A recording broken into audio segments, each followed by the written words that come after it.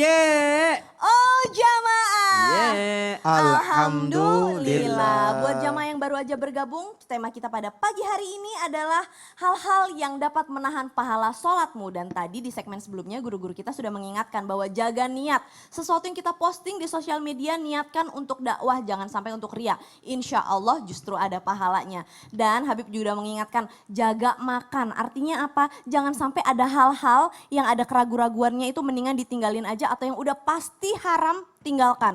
Jangan sampai pahala sholat kita jadi tertahan. Dan jalinlah silaturahmi dengan keluarga, sahabat, saudara yang justru kita udah lama gak berkontak atau berhubungan. Kalau yang udah berhubungan itu namanya udah bukan silaturahmi, tapi menjaga silaturahmi. Jadi beda artinya menjaga silaturahmi dengan menjalin kembali silaturahmi. Nah sekarang kita mau belajar lagi nih. Tapi sebelum kita belajar nih Ustadz Habib, ada sesuatu video yang cukup lucu, unik. Coba kita lihat sama-sama, ini dia videonya. Kan sekolah ini naon sih halangan adik siap adik mak kunaon euy mak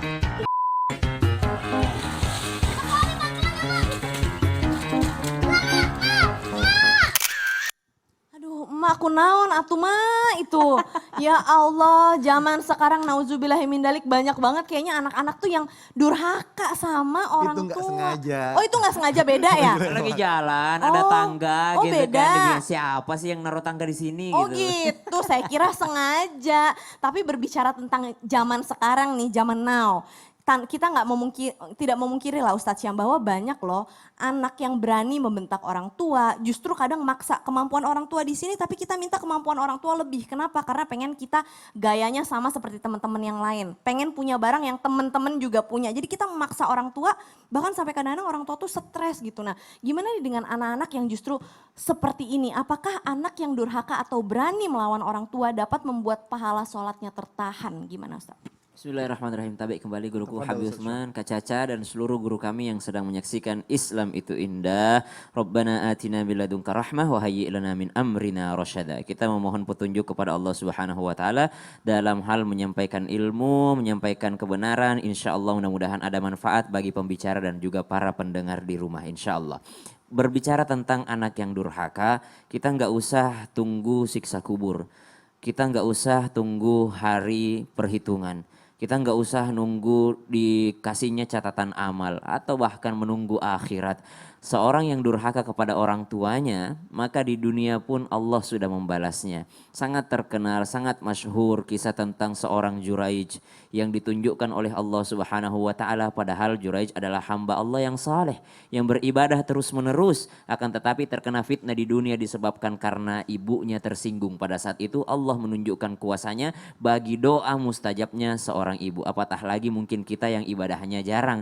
Juraij aja yang ibadahnya Masya Allah diakui oleh Rasulullah SAW dalam riwayatnya, bahkan itu diberikan suatu ganjaran ketika dia melakukan menyinggung perasaan ibunya ketika di dunia. Jadi kalau pertanyaan apakah pahalanya ditangguhkan, maka betul sekali karena satu istilah yang sering kita pakai, ridho Rabb fi ridhal walidain wa sukhtur Rabb fi sukhtil walidain. Ridhonya Allah Subhanahu wa taala tergantung daripada ridhonya orang tua. Berarti ibadah yang kita lakukan belum mendapatkan keridhaan Allah Subhanahu wa taala jikalau tidak ada keridhaan daripada kedua orang tua kita. Melawan orang tua untuk pergi kajian. Kajian itu sunnah, kajian itu bisa jadi wajib orang menuntut ilmu ya. Tapi kajian di luar rumah itu sunnah. Kita bisa mendapatkan kajian di dalam rumah tanpa mendurhakai orang tua kita. Misal orang tua kita lagi butuh bantuan atau orang tua kita, wajib kan hukumnya taat kepada orang tua.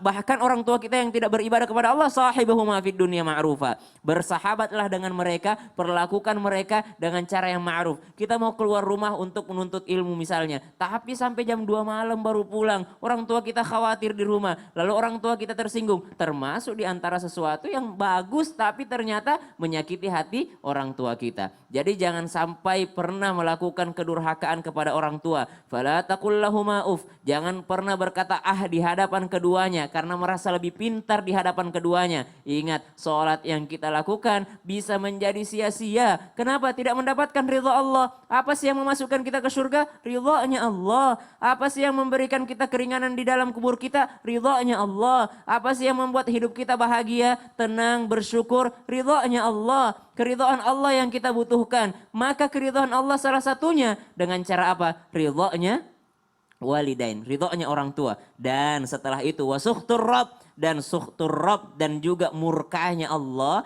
itu adalah tergantung sukhtul walidain, tergantung daripada murkanya kedua orang tua kita. Salat, zakat, ibadah. Karena begini, banyak di antara kita memperbaiki hubungannya dengan Allah Subhanahu wa taala. Dia pikir memperbaiki hubungannya dengan Allah, tapi ternyata setelah dia salat dia merasa ibadahnya jauh lebih baik daripada orang tuanya. Keliru.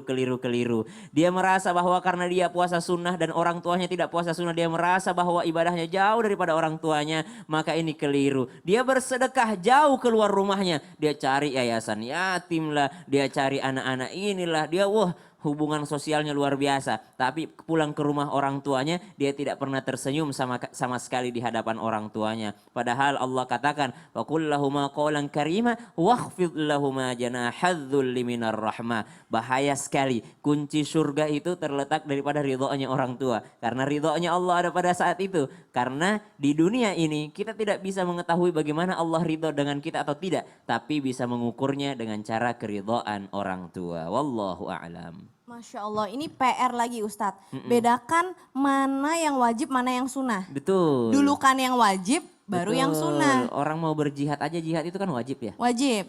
Pas anak muda ini izin sama Nabi, saya mau berjihad ya Rasulullah. Kata Nabi, orang tuamu masih hidup, orang tuaku masih hidup. Mereka butuh bantuanmu, mereka butuh bantuanku ya Rasulullah. Maka jihadmu adalah di rumahmu. Bukan di luar. Bukan di luar. Apalagi kalau kita mau menuntut ilmu, boleh itu wajib justru ya kan. Tapi kalau orang tua butuh bantuan lebih baik berkahnya tuh bantuin orang tua dulu di rumah. Betul. Baru gimana caranya kan sekarang banyak bisa nonton dari video dari mana gitu. Subhanallah, Masya Allah tabarakallah. Ini PR juga buat saya bahwa harus penting banget kita belajar bedain mana yang wajib, mana yang sunnah. Gak cuma bedain doang, tapi bisa gak jalanin yang wajib dulu baru yang sunnah. Auliyat namanya. Betul. Fikih prioritas. Masya Allah, fikih prioritas. Jazakallah khair, terima kasih banyak Ustadz Syam. Habib, kita lanjut lagi Bib, tadi yang terputus Bib. Ini jamaah kayaknya udah pada ngumpul bersama dengan keluarganya nih di depan layar TV nih. Dan ini sangat menarik. Ya, boleh langsung Bib. Jadi kira-kira gimana nih gerakan-gerakan sholat yang justru bid'ah